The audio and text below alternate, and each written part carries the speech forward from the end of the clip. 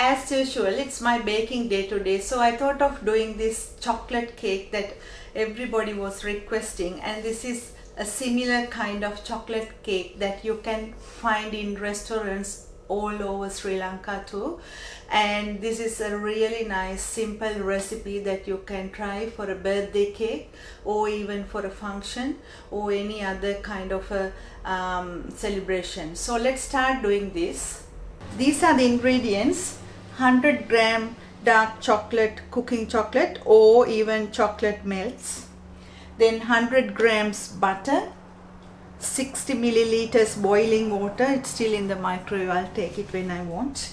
And then 100 grams caster sugar. You can always increase the amount of sugar in this recipe. Then 90 grams self-raising flour. So I have 90 grams. If you're using plain flour, use baking powder about a teaspoon. And 60 grams potato flour. If you can't find the potato flour, you can always buy corn flour instead. And then 90 milliliters of milk, and add a teaspoon vinegar or about a tablespoon lemon or lime juice into that. And I'm using 185 grams condensed milk, 2 eggs, and 35 grams cocoa powder. You can always increase the amount of cocoa powder too. So I'm using milk chips. You can use dark chocolate melts too if you want to have a very dark chocolate cake. And this is a really easy birthday cake. So I'm using this 20 centimeter birthday cake pan. You can use a round cake pan, or if you want to double this to have 2 layers, you can always double this recipe. So let's start doing it. Into a microwavable dish or a bowl, add the boiling water, and into that add the chocolate and stir well. After, add the milk and boil this about 2 minutes until this melts. See, when you add the lime or lemon juice, it curdles. This is buttermilk. When you don't have, you don't need to buy the buttermilk. You can always make your own buttermilk like this. So I'm going to boil this. After, add the butter and whisk until butter melts. Now into a large mixing bowl, sift the potato flour, cocoa, and the self-raising flour. You need to sift to get a soft, nice texture when you work with cocoa especially. Now make a well in the center, and into that add the sugar and mix well. And after, add the eggs and whisk it again with the eggs. After, add the prepared cocoa mix. Whisk again, adding the condensed milk into that.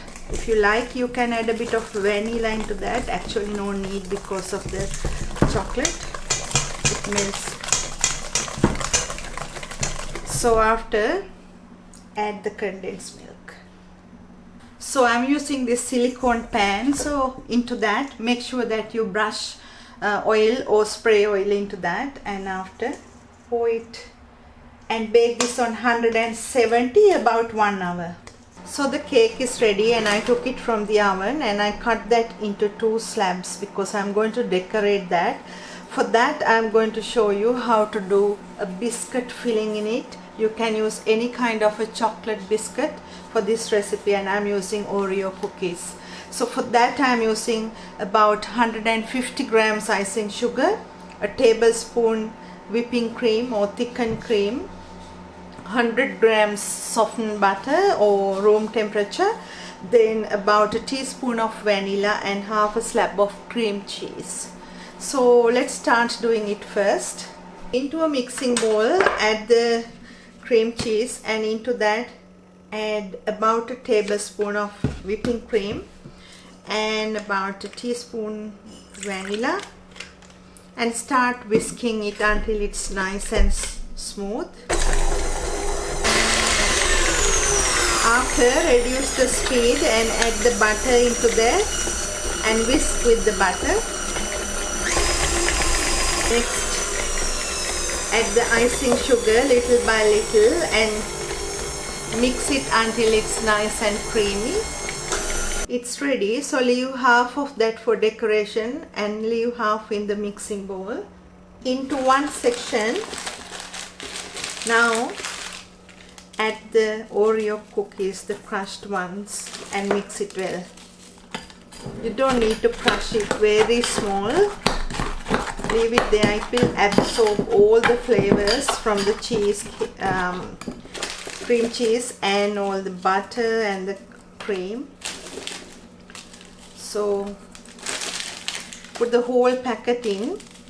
Now onto the bottom part of the cake, put the Oreo filling and spread it nice and even. Now going to put the other layer on top and press it down nicely. And next let's do the other icing. So for that, add more icing sugar into that and start whisking it again until it comes to a consistency like a buttercream. Now while mixing, I am going to add a little bit of cocoa powder into it, about a tablespoon, and slowly mix it and whisk that again on high speed. So it is ready, just like nice buttercream. The thing is, when you add cocoa and a little bit of icing sugar only, and you are not adding lots of butter and sugar in this, so it stops you eating lots of butter and sugar, and this is a healthy way of doing it. So I'm going to decorate it now. Take a spatula and use a bit of the icing that you made and spread it nice and even. After I did the sides very lightly, I'm going to put this in the fridge about 5 minutes. So I took the cake back from the fridge. Now smoothen the top nice and even. Easy to work when it is a bit cooler, like this.